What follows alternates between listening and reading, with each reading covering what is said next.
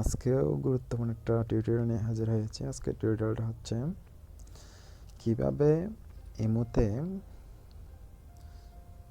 কিভাবে ইমোতে যে এমনি যেটা জেনারেল একটা রিংটোন আছে না, সবার একই রকম কল আসলে মনে হয় যে কার মোবাইল আসলে না কার মোবাইল আসলে সেটা বোঝা যায় না।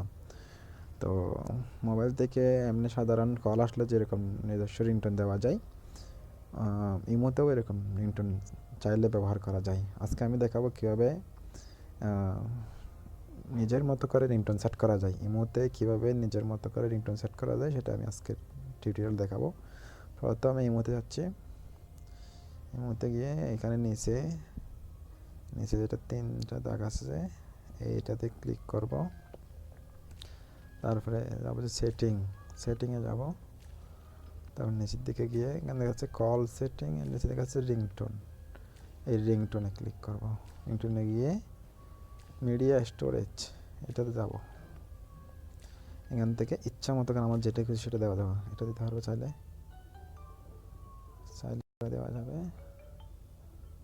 এটা দিতে পারবো, আমার ইচ্ছা মতো যেটা খুশি সেটা দিতে পারবো। এটা দিতে পারবো, এটা দিতে পারবো,